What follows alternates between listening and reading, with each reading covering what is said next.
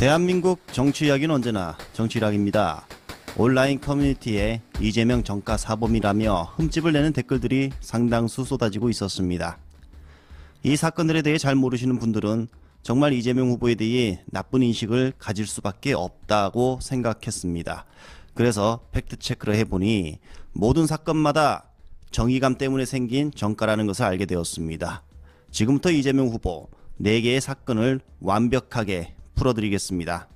첫 번째 사건은 특수공무집행 방해와 공용 물건 송상 벌금 500만 원입니다. 시민운동을 하던 도중에 딱 이런 상황을 맞닥뜨린 거예요. 성남시에 이제 55만이 사는 본시가지가 있는데 거기에 있던 종합병원 2개 갑자기 문을 닫아버렸습니다. 2003년 6월 성남시 종합병원 2곳이 재정난으로 폐쇄됩니다. 55만 지역 주민들은 큰 충격에 빠졌고 당시 시민운동가로 활동하고 있던 이재명 변호사는 시민들의 건강권 확보를 위한 성남 시립병원 설립 추진위원회 발족, 시립병원 설립 조례안을 발의했습니다. 당시 성남 시민들이 직접 자발적으로 나서서 성남시 의료원 설립 서명운동과 함께 촛불행동 및 문화제를 이어갔습니다. 치료받을 수 있는, 급할 때 치료받을 수 있는 그런 종합의료시설이 필요합니다. 그 시민들이 서명하고 막 주민 발의하고 해서 냈는데 그런 거 별로 안 좋아하는 국민의힘, 당시 한나라당인가 그랬죠.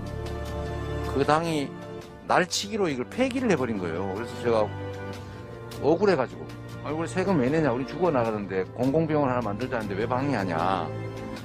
그래가지고 억울해서 회의장에서 좀 목 놓아 울었는데 전국 최초로 시민 발의한 성과였다고 합니다. 18,000명의 시민들이 참가했기에 의미가 상당히 컸다고 하는데요. 하지만 당시 한나라당은 47초 만에 주민들의 발의를 폐기시켜버렸다고 합니다. 이에 격분한 당시 이재명 후보와 시의원들이 한나라당 시의원들에게 시의회 앞에서 항의를 하다 고발을 당했던 것입니다.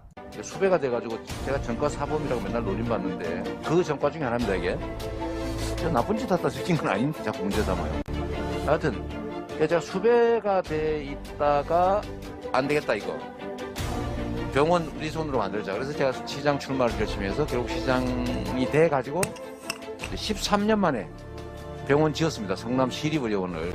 2010년 민선 5기 성남시장에 당선되어 치료받고 건강하게 사는 것은 국민들의 가장 기본적인 권리다. 시민들과의 약속을 지켰습니다. 바로 두 번째 사건도 보도록 하겠습니다. 무고 및 공무원 자격 사칭. 당시 이재명 후보는 변호사였습니다. 민변 활동하며 비리 공직자들을 사이에 알리는 역할을 했습니다.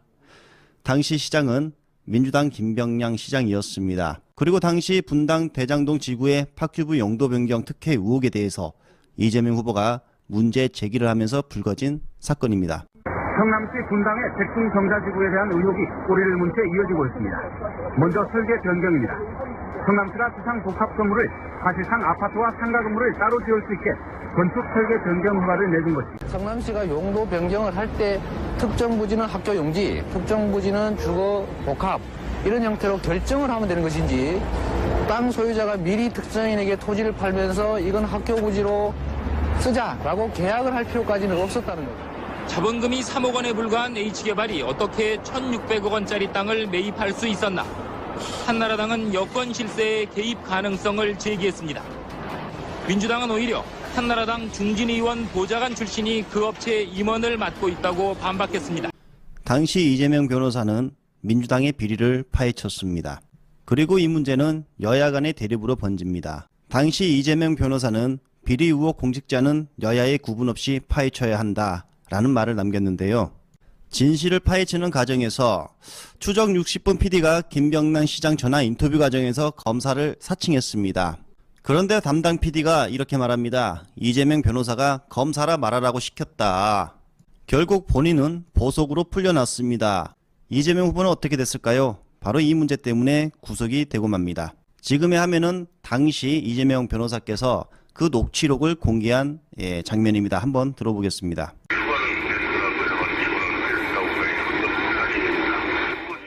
이런 관계로 미루어 파크뷰 용도 변경 과정에서 김 시장이 홍모 회장을 도와줬을 가능성이 크다는 게 이 단체의 주장입니다.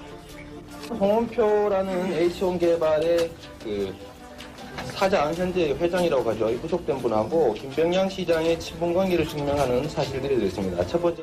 이에 대해 성남시는 홍 회장과 김 시장이 알고 지내는 사이이긴 하지만 용도 변경과는 직접적인 관계가 없다고 반박했습니다.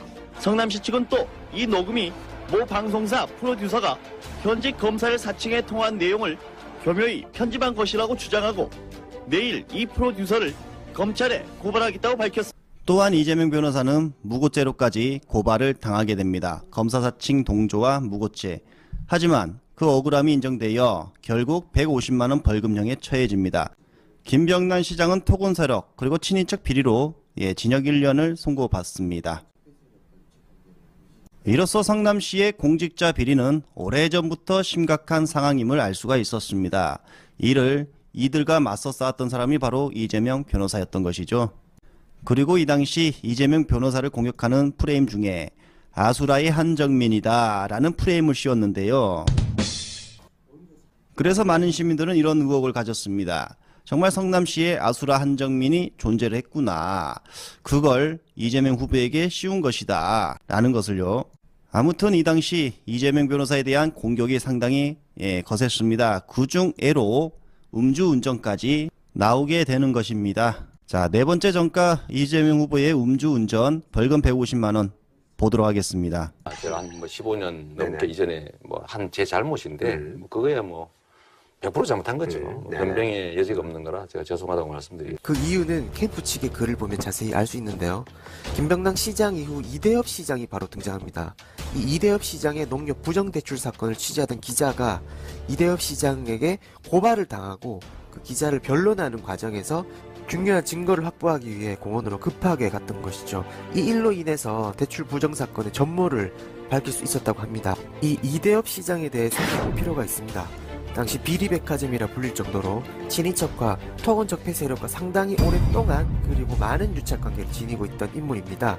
심지어 한나라당에서도 당대표였던 박근혜에게 불똥이 튈까봐 전전긍긍했을 정도라고 하네요. 게다가 검찰이 자택을 압수수색하는 과정에서 외화 돈뭉치와 한 명의 수천만 원이나 하는 양주가 발견됐다고 합니다. 이대엽 전 경기도 성남시장의 측근 비리를 수사 중인 수원지검 성남지청이 어제 이 전 시장의 집을 압수수색했습니다. 검찰 관계자는 압수수색 사실을 확인하며 구속된 이 전 시장의 조카 부부가 건설업체나 공무원에게서 받은 돈이 이 전 시장에게 전달됐는지 확인할 것이라고 말했습니다. 공직자가 이럴 정도니 이게 아수라 아닌가요? 전 성남시장의 비리를 수사하고 있는 수원지검 성남지청은 오늘 현대건설 국내 영업본부를 압수수색했습니다. 검찰은 최근 이 전 시장에 대한 전방위 수사를 벌이고 있으며 이 전 시장의 조카 이모 씨를 건설업자로부터 뇌물을 받은 혐의로 구속했습니다. 그래서 이재명 후보가 시장이 된 후에 워낙 비리가 많다 보니 그들의 저항을 무릅쓰고 민간 합동으로 추진했던 게 아닐까요? 또한 이대엽 시장으로 인해서 성남의 빚이 8천억이 넘었는데요. 빚을 다 갚은 시장이 바로 이재명 당시 성남시장이었습니다. 음주라 잘못하긴 했지만 이 정도 성과면 이제 음주운전 안 하시면 되죠 마지막으로 선거법 위반을 들 수 있습니다. 벌금은 50만 원이고요. 2010년 지방선거 때 지하철에서 명함을 돌렸던 것이 선거법 위반으로 걸린 것인데요. 특이한 것은 당시 한나라당 의원들도 똑같이 명함을 돌렸는데 아무런 조치가 없었다는 것이죠. 어쨌든 지금은 명함을 돌리는 선거운동이 합법이 되었습니다. 자, 지금까지 이재명 후보를 둘러싼 전과 사범의 실체를 살펴봤는데요.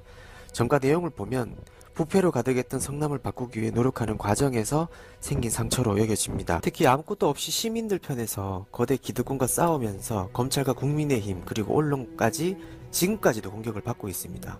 만약 이재명 후보가 그들 편에 있었다면 이렇게 공격을 받을 수 있었을까요? 누구도 겁이 나서 하지 못했던 적폐 기득권 세력들을 상대로 싸웠기 때문에 그에 따른 보복성, 공작과 공격이 더 많을 수밖에 없었다는 점이죠. 적어도 이 후보는 기득권이 아닌 국민들 편에 있었던 분이니까요. 이상 깨어있는 대구 시민들이었습니다.